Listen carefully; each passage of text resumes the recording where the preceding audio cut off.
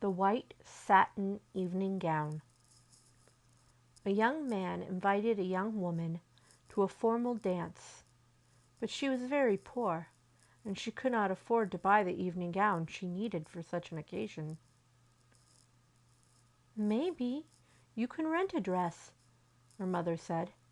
So she went to a pawn shop not far from where she lived. There she found a white satin evening gown in her size. She looked lovely in it, and she was able to rent it for very little.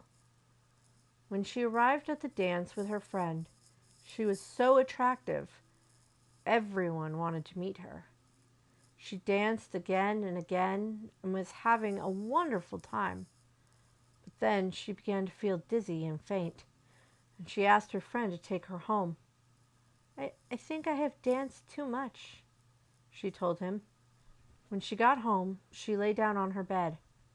The next morning, her mother found that her daughter had died.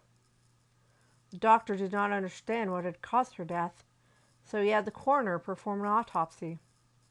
The coroner found that she had been poisoned by embalming fluid.